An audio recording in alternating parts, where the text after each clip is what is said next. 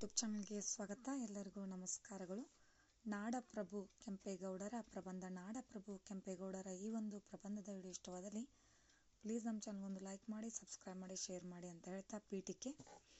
ವಿಜಯನಗರ ಸಾಮ್ರಾಜ್ಯದ ಸಾಮಂತರಾಗಿದ್ದ ಕೆಂಪೇಗೌಡರು 1537ರಲ್ಲಿ ನಗರವನ್ನು ಕಟ್ಟಿಸಿದವರು. 1537ರಲ್ಲೇ ನಗರವನ್ನು ಕಟ್ಟಿದವರು. ತದನಂತರ ಕೆಂಪೇಗೌಡರ ರಾಜಧಾನಿಯು ಯಲಹಂಕದಿಂದ ಬೆಂಗಳೂರಿಗೆ ಸ್ಥಳಾಂತರವಾಯಿತು. ಬೆಂಗಳೂರು ನಗರವನ್ನು ಪ್ರಮುಖ ವಾಣಿಜ್ಯ ಕೇಂದ್ರವನ್ನಾಗಿ ಮಾಡಬೇಕೆಂಬುದು ಕೆಂಪೇಗೌಡರ ಮಹದಾಸೆಯಾಗಿತ್ತು. ಅದರಂತೆಯೇ ತಮ್ಮ ಕೋಟೆಯೊಳಗೆ ಆಯಾ ಕುಲ ಕುಸಬುದಾರರಿಗೆ ಅನುಗುಣವಾಗಿ ಪೇಟೆಗಳನ್ನು ಕಟ್ಟಿಕೊಂಡು ವ್ಯಾಪಾರ ವಹಿವಾಟಿಗೆ ಅನುವು ಮಾಡಿಕೊಟ್ಟಿದ್ದರು. ವಿವರಣೆ: ಕೆಂಪೇಗೌಡರು ಬೆಂಗಳೂರಿನ ಯಲಹಂಕ ಉಪನಗರದಲ್ಲಿ ರಸು ಒಕ್ಕಲಿಗ ಸಮುದಾಯದಲ್ಲಿ 70 ವರ್ಷಗಳಿಗೂ ಹೆಚ್ಚು ಕಾಲ ಯಲಹಂಕವನ್ನು ಆಳಿದರು.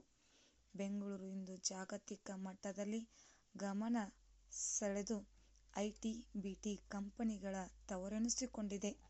ಬೆಂಗಳೂರು ಕೆಂಪೇಗೌಡರ ಕಾಲದಲ್ಲೂ ವಾಣಿಜ್ಯ ಕೇಂದ್ರವಾಗಿತ್ತು. ವೃತ್ತಿಯ ಹೆಸರಿನಲ್ಲಿ 54 ಪೇಟೆಗಳು ನಿರ್ಮಿಸಿದ್ದರೆಂದು ಹೇಳಲಾಗುತ್ತದೆ. ಅರಳೆಪೇಟೆ, ಅಕ್ಕಿಪೇಟೆ ಹೀಗೆ ಮುಂತಾದ ನಗರದ ಜೀವನಾಡಿಯಾಗಿದ್ದವು. ದೊಡ್ಡಪೇಟೆ ರಾಜಕಾರಣಕ್ಕೆ, ಚಿಕ್ಕಪೇಟೆ ವ್ಯಾಪಾರಕ್ಕೆ ಸೀಮಿತವಾಗಿತ್ತು. ಬೆಂಗಳೂರಿಗೆ ನದಿ ಮೂಲಗಳಿರಲಿಲ್ಲ. ಹೀಗಾಗಿ ಕೃಷಿ ಮತ್ತು ಕುಡಿಯುವ ನೀರಿಗಾಗಿ ಧರ್ಮಾಬುದ್ಧಿ ಕೆರೆ, ಕೆಂಪಾಬುದ್ಧಿ ಕೆರೆ ಸೇರಿದಂತೆ ನೂರಾರು ಕೆರೆ ಕುಂಟೆ ಕಲ್ಯಾಣಿಗಳನ್ನು ನಿರ್ಮಿಸಿದ್ದರು. ಬೆಂಗಳೂರು ನಿರ್ಮಿಸಿದ ಕೆಂಪೇಗೌಡರು ಹಲವಾರು ದೇವಸ್ಥಾನಗಳನ್ನು ನಿರ್ಮಿಸಿದರು. ಉಪಸಂಹಾರ: ಕೆಂಪೇಗೌಡರ ವಿವೇಚನಾಯುತ ಯೋಜನೆಗೆ ಮತ್ತು